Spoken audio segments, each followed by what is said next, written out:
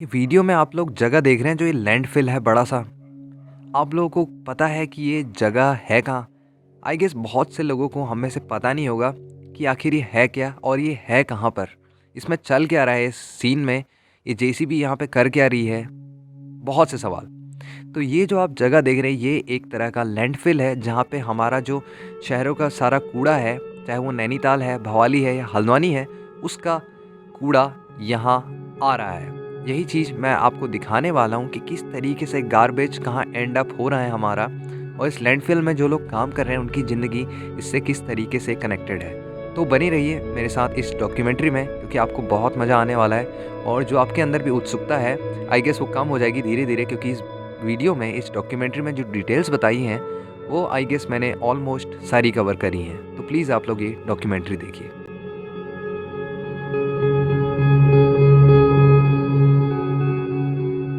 मैंने बहुत बार सोचा कि यार ये कूड़ा जो हम करते हैं घरों में या फिर रेस्टोरेंट्स में या तो आपका बैंकेट हॉल्स में या कहीं भी, तो ये सब आखिर इन दी एंड जाता कहाँ है। तो एक दिन मैं निकल पड़ा इसकी खोज करने, तलाश करने की यार आखिर ये कूड़ा इन दी एंड जा कहाँ रहा है और इसके साथ हो क्या रहा है। इस डॉक्यूमेंट्री में जो आप लोग देखेंगे जो कूड़ा आया है, वो जो बेसिकली कूड़ा आया है वो है नैनीताल, भवाली और आपका जो हल्द्वानी वाला हमारा एरिया है उससे। जैसे ही आप रोड के किनारे पहुंचते हैं, तीन पानी और गौला पार के बीच में एक एरिया है, तो वहाँ पे आप नोटिस करेंगे रोड के राइट साइड में, अगर आप तीन पानी से गौला पार को जा रहे हैं तो वो राइट साइड में पड़ता है। आप नोटिस करेंगे कि एक बहुत बड़ा एरिया है जिसमें आप कूड़े का ढेर देखेंगे, कूड़े का एक छोटा सा पहाड़ देखेंगे। अभी वो छोटा सा ही है, बाकी आगे मैं आपको बताता हूँ वो अभी छोटा क्यों है और वो क्या वो बड़ा होगा या नहीं होगा। तो जैसे ही आप लोग उस कूड़े के ढेर के पास पहुँचते हैं, उसमें एक एंट्री गेट है। तो जैसे ही आप एंट्री गेट से अंदर जाते हैं, पहले तो आपको सामना करना पड़ता है बहुत से कीचड़ का, गंदा कीचड़ जो है। और मैं बेसिकली चले गया था ऐसे ही, मैं चलते रहा, मैंने नोटिस किया यार ये तो बहुत ज़्यादा कीचड़ है, और मेरे जो जूते थे वो बिल्कुल ख़राब हो गए थे उस कीचड़ से। खैर वो शिकायत करने वाली बात नहीं है, बस मैं एक चीज़ आपको बताना चाह रहा हूँ कि वो भी एक वहाँ का पहलू है। जैसे ही आप एंटर करते हैं तो आपको पता लग जाता है कि आगे जो सीन है वो क्या होने वाला है, जो डॉक्यूमेंट्री बनाना है वो कितना टफ टास्क होने वाला है। अब जैसे ही मैं अंदर पहुँचा, पहले तो लोगों ने मुझसे कई सवाल किए कि भैया आप अंदर क्यों जा रहे हैं, क्या करना है आपको। तो मैंने उन्हें बताया कि मैं यहाँ पे डॉक्यूमेंट्री बनाने के पर्पज़ से आया हूँ। मैंने उन्हें पूरी तरीके से जो डिटेल है वो समझाई, तो उन्होंने कहा बिल्कुल आप ये काम कर सकते हैं। तो बेसिकली जो परमिशन थी एक तरह से उन्होंने अलाउ कर दिया था मेरे को। तो सबसे पहले मेरी मुलाकात हुई वहाँ के जो गार्ड हैं उनसे। तो मैंने वो जो वहाँ के गार्ड हैं उनसे सवाल पूछे, क्योंकि वो उनको वहाँ पे अराउंड 5 महीने के लगभग हो गया था काम करते करते, मुझे पता चला। बाकी आप लोग आगे सुनिए उनका क्या कहना है इस बारे में जो मैंने उनसे सवाल पूछे, ताकि आप लोगों को भी जो उत्सुकता है वो आपकी कम हो सके कि आखिर यहाँ पर होता क्या है या किस तरीके से चीज़ें चल रही हैं। सबसे पहले आपका नाम? मेरा नाम विकास कुमार। कहाँ के रहने वाले हैं? गोलापार, काली चौक। आपकी एज क्या होगी? 33। तो आप यहाँ पे किस पोस्ट पे काम करते हैं? गार्ड। आपको कितना समय हो गया? 5 महीने। जो कूड़ा है वो क्या आपको पता है कहाँ कहाँ से आता है?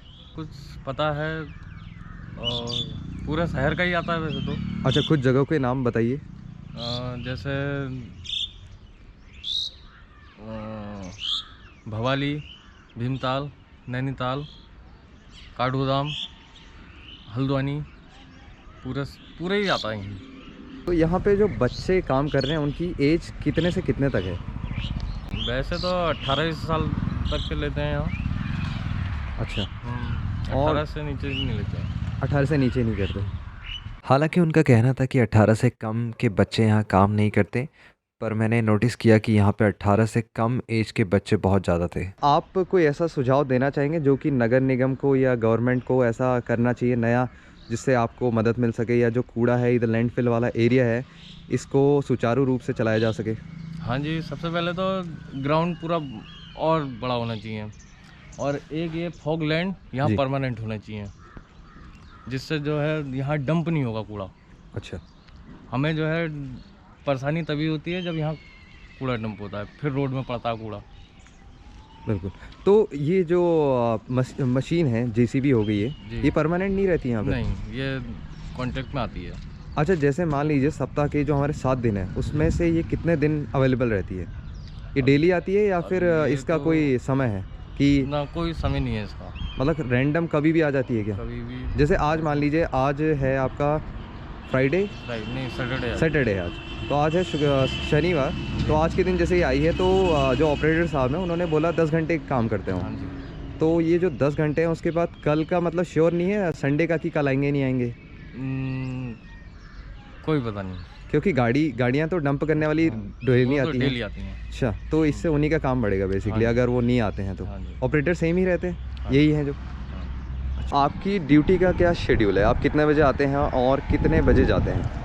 मेरा ड्यूटी का शेड्यूल सुबह 4 बजे से 9 बजे तक है। उसके बाद क्या नाइट में भी कोई इधर अवेलेबल रहता है गार्ड? हाँ जी, 2 गार्ड जो है नाइट में अवेलेबल रहते हैं। अच्छा, यहाँ पे मैंने नोटिस करा जब मैं 2 दिन पहले आया था, तो जब ये जेसीबी जो इधर है ये यहाँ से इस एरिया से कूड़ा उठा रही थी, तो ये सुनने में आया था कि ये नवंबर दिसंबर के टाइम का कूड़ा था या ऐसे ही कुछ कह रहे थे, पर मेरे ख्याल से वो गलत था इन्फॉर्मेशन, क्योंकि कूड़ा जहाँ तक वो डेली आता है तो यहाँ से डेली हटाया जाता है। जी।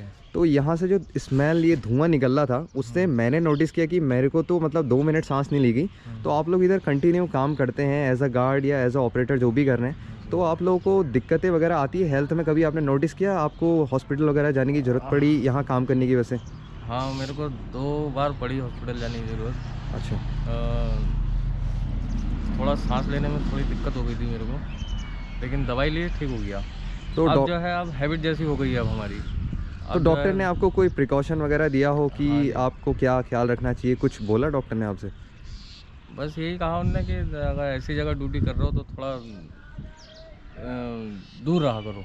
अच्छा, जो तो पॉसिबल है नहीं दूर रहना। हाँ। अब वो तो आपको रहना ही पड़ेगा। हाँ। या तो मास्क की 2-3 लेयर पहननी पड़ेगी, तब हाँ। जाके सांस लेने में तकलीफ कम होगी। हम्म। पर फिर मेरे ख्याल से गर्मी के टाइम पे तो और दिक्कतें होती होंगी बहुत- मास्क में। हाँ, गर्मी के टाइम में तो बहुत दिक्कत होती है, क्योंकि यहाँ घुसते ही जो है सीधे दिमाग में चढ़ती है इसकी बात। अब उसके बाद मेरी मुलाकात हुई जो वहाँ पे जेसीबी ऑपरेटर थे, तो मैंने उनसे भी कुछ सवाल पूछे, और बेसिकली सवाल क्या पूछे वो खुद ही जवाब देने लगे थे, कुछ बातें करने लगे थे। तो मैंने सोचा कि इसी को रिकॉर्ड कर लेते हैं ताकि आप लोगों को पता चल पाए कि एज अ जेसीबी ऑपरेटर एक जो काम करने वाला है वो क्या सोचता है, या उसकी जो दिनचर्या है किस तरीके से चल रही है यहाँ पे। तो आप लोग इनकी बातें सुनिए। अच्छा, तो जो ये कूड़े का ढेर है ये कितना पुराना होगा?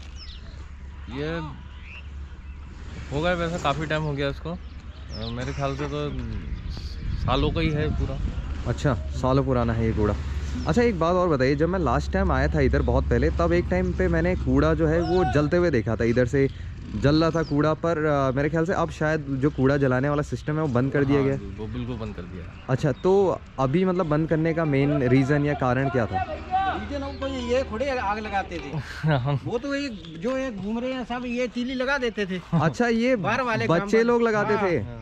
ये लगा देते थे। अच्छा, मुझे लगता था कि ये जो नगर नहीं, निगम नहीं, का कार्य है तो वही लोग इधर आग लगवाते नहीं, होंगे। नहीं नहीं, ये अच्छा। ऐसे आग लगानी हो तो हम ऐसे जलाते रहे, बाहर के लोग लगा के जाते। अच्छा, ये बच्चे अच्छे लगा देते हैं जो कूड़ा बिना आते। फाइव ग्रेड आती थी, फिर पानी बुझाने मशीन आती थी। अरे बाप रे, हाँ, इतना हो जाता था और क्या? क्या इतना हो जाता है। 5 ग्रेड आती थी, एक पोकलान को स्पेशल बुलाया जाता था आग बुझाने के लिए। नीचे से आरपीएम खोल खोल के फिर उसको ढका जाता था, तब आग बुझती थी। ओहो, मुझे तो लग रहा था कि ये जानबूझकर जलाया जाता नहीं, होगा। नहीं, जानबूझ के तो नहीं। जानबूझ के क्यों लगाएंगे यहाँ? फिर हाँ, गाड़ी उससे कहाँ तो खाली और होगी? धुआं होगा, फॉग धुआं भी होगा। प्रदूषण होगा, और दूसरा क्या है, यहाँ गाड़ी कैसे चलेगी? फिर जो कूड़ा लेके आएगी वो गाड़ी कैसे चलेगी? तो एक अच्छा, एक बात बताइए सर, जैसे अभी ये कूड़ा है जो यहाँ जितना ये लैंडफिल में डंप हो रहा है, तो ये क्या कूड़े का पहाड़ ऐसे ही बनता जाएगा इसी नहीं, एरिया नहीं, में? नहीं। तो ये इस कूड़े का क्या होता है इसके बाद? इस कूड़े का आप देखो, प्लांट लगेगा आगे को, अभी प्लांट तो मैन्युफैक्चर होगा इसका। प्लांट मतलब लगने वाला है? हाँ, लगने वाला है। सरकार आएगी तभी तो लगेगा प्लांट भी। अच्छा, तो अब ये पिछली इलेक्शन। सरकार ने तो लगाया नहीं, अब अगली सरकार लगाएगी। अच्छा, तो इलेक्शन के बाद की बात की मतलब इलेक्शन के अगर बाद। कोई डिसीजन लेता है कि हाँ। यहाँ के लिए इतना। नहीं, डिसीजन लिया था, ये रोड भी तभी बना था, इसीलिए तो बना था कि प्लांट लगना है। अब ये रोड बना था चारों इधर तरफ। पक्का रोड है। ये पक्की रोड है ये सब? ये भी पक्की रोड है। इधर भी ऐसे पक्का भी रोड है पूरा। वो वहाँ से भी चारों तरफ पक्की रोड है ऐसे। अच्छा, हाँ, तो क्या लगता है कि ये जो प्लांट है ये कब तक बनेगा या नहीं बनेगा? अब बनाना तो पड़ेगा। बनाना तो प्लांट जब बन जाए तो ये गंदगी खत्म हो अगर जाएगी। प्लांट नहीं बना तो ये पहाड़ बन जाएगा फिर बहुत बड़ा। पहाड़ तो देखो जी, दिल्ली में भी बना है, गाजियाबाद हाँ, दिल्ली में तो देखा है मैंने। हाँ, दिल्ली में देखा है देखा ना? है। हाँ वही है हाँ। बात। अच्छा, जो कूड़े की गाड़ियाँ हैं वो लगभग 8:30 से 11 या 11:30 के बीच में आती हैं, ऐसा कुछ मुझे डिटेल सुनने में आई। पर मैंने ऐसा नोटिस किया नहीं कुछ, क्योंकि गाड़ियों का अपना शेड्यूल था। कोई गाड़ी कभी 8:30 पे आई, कभी कोई 9:30 पे आई, और 2-3 गाड़ियाँ कंटिन्यू आ गई थी। तो मतलब 11:30 या 12 के करीब आई थी वो गाड़ियाँ, मतलब उनका ऐसा कोई शेड्यूल डिसाइडेड नहीं था। तो उनमें से मेरी कुछ ड्राइवर्स से बात हुई। एक्चुअली काफ़ी लोग इंटरव्यू में कैमरे के सामने नहीं आना चाह रहे थे, तो मैंने उनसे कुछ डिटेल पूछी जो कि मैं आपको बताता हूँ। मेरा सवाल पहला ये था कि ये कूड़ा किस एरिया से आ रहा है। तो जो एक स्पेसिफिक ट्रक वाला उस मोमेंट पे मेरे को मिला, उन्होंने मेरे को बताया कि ये जो कूड़ा फ़िलहाल वो लाए थे वो था आपका मंडी से। जो आपका हल्द्वानी में मंडी है, वहाँ पे बहुत सारा कूड़ा इकट्ठा हो जाता है, तो उसके लिए उन्हें एक ट्रक की ज़रूरत पड़ती है, क्योंकि वो कूड़ा बहुत ज़्यादा होता है। और बहुत ज़्यादा कूड़े के को आप जो छोटे छोटे मिनी ट्रक्स चलते हैं जो आपके घरों में कूड़ा लेने आते हैं, उसमें नहीं डाल सकते। उसके लिए एक बड़े ट्रक की रिक्वायरमेंट होती है, उन्होंने बताया। तो वो जो कूड़ा था वो उस ट्रक के थ्रू आया था। मैंने जो ट्रक ड्राइवर थे उनसे एक और सवाल पूछा। मैंने पूछा कि आप जो है ये कूड़ा क्या एक दिन में एक बार ही लाते हैं? तो उनका उत्तर था कि ये जो कूड़ा है हम 3-4 बार भी आ जाते हैं राउंड मारने। कई बार कूड़ा ज़्यादा हो जाता है तो हमें 3-4 बार यहाँ के चक्कर काटने पड़ते हैं। आपको वीडियो में दिख रहा होगा कि जो ट्रैक्टर है उसके थ्रू भी कूड़ा लाया जा रहा है। तो ये सारे एक कॉन्ट्रैक्ट बेस में है नगर निगम के थ्रू। तो आप लोग देख सकते हैं ये ट्रैक्टर भी क्या बोलते हैं कूड़ा ला रहा है, और कूड़ा जो है कितना सारा है।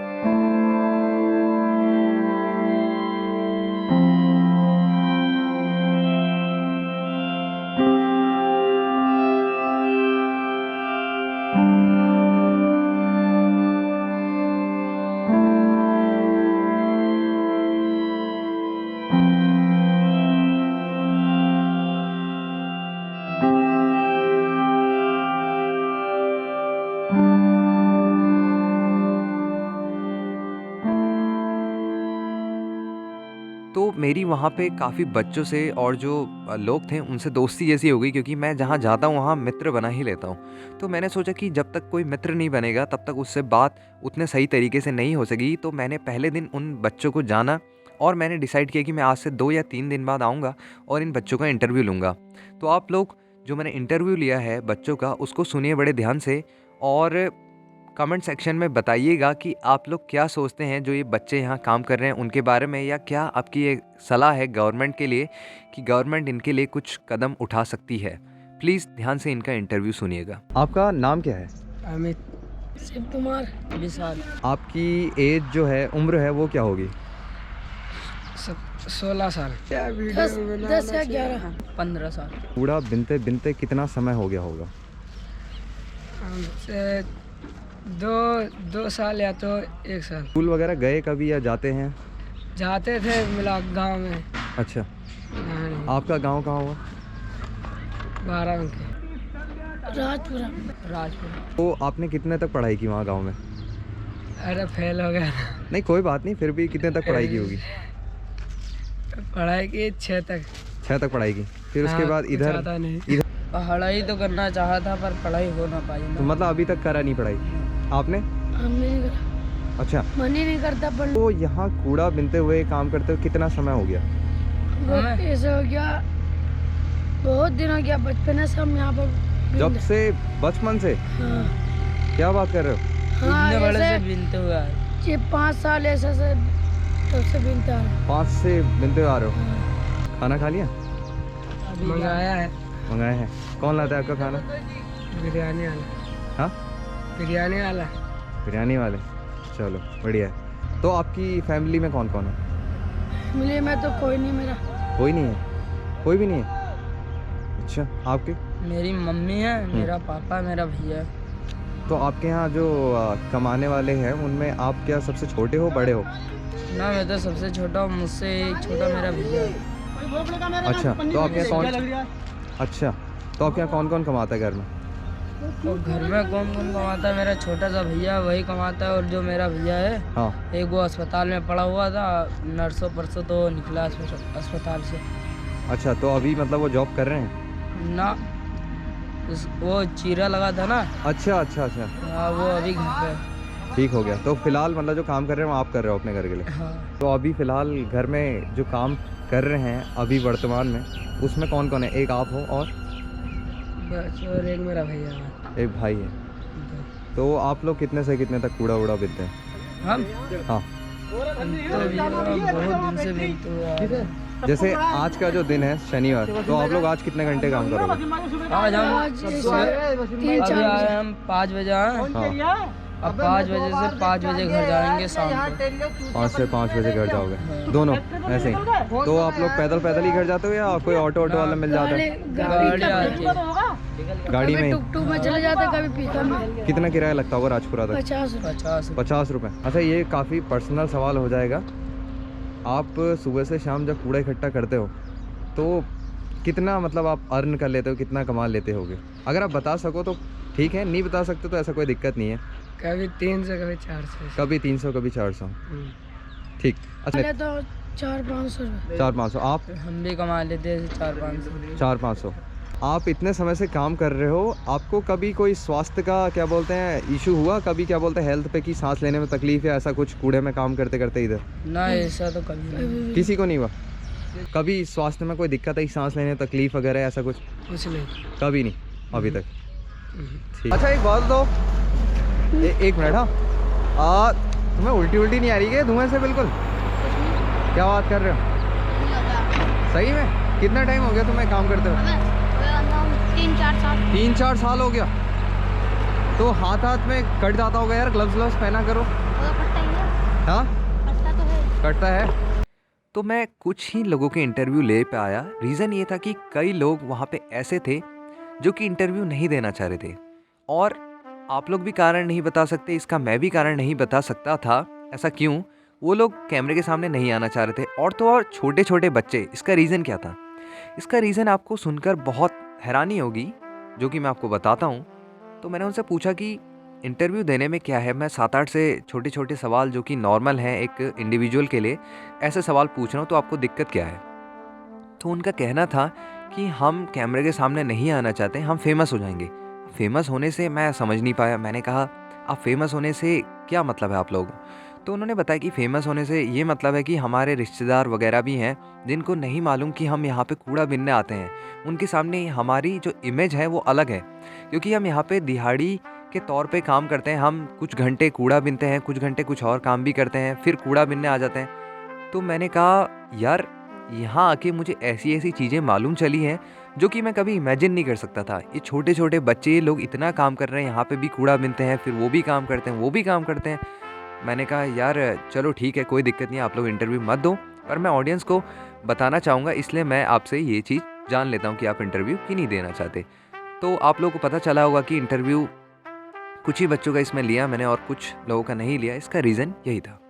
जो जेसीबी के ऑपरेटर थे उन्होंने मेरे को एक और बात बताई, और वो बात ये थी कि उन्होंने बताया यहाँ पे जेसीबी के और भी ऑपरेटर्स आए थे बहुत टाइम पहले, और सब ने 2-2 3-3 दिन में जॉब छोड़ दी। रीज़न ये था कि इस कूड़े में काम करना उनके लिए बहुत बड़ी चुनौती थी, जो कि वो हैंडल नहीं कर पा रहे थे। मतलब आप समझ रहे हो कहने का मतलब क्या है कि ये टास्क जो है बहुत ज़्यादा चुनौतीपूर्ण था।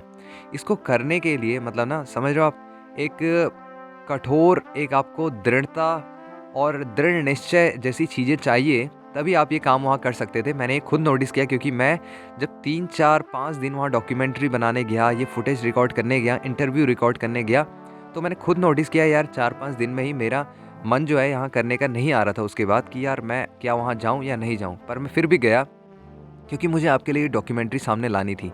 तो जो जेसीबी ऑपरेटर हैं उनको मानना पड़ेगा कि वो सुबह से शाम यहाँ काम करते हैं। तो मैंने उनसे एक चीज़ पूछी कि आपकी टाइमिंग वगैरह क्या रहती है, तो उन्होंने मुझे टाइमिंग भी बताई। तो टाइमिंग है उनकी अराउंड, उन्होंने बताया कि सुबह से स्टार्ट हो जाता है और शाम को अराउंड 5 बजे तक या 6 बजे तक उनका काम रहता है। तो ये वीडियो आपको कैसी लगी, ये डॉक्यूमेंट्री कैसी लगी, आप लोग कमेंट सेक्शन में ज़रूर कमेंट करिएगा, ताकि मुझे पता चल सके कि मुझे क्या इम्प्रूवमेंट्स करनी है और क्या आगे करना चाहिए। अगर डॉक्यूमेंट्री में आप लोग को कुछ ऐसा लग रहा है, कोई चीज़ अधूरी है, तो आप मुझे ज़रूर बताइएगा। मैं नेक्स्ट टाइम कोशिश करूँगा कि वो चीज़ें सही हो सके।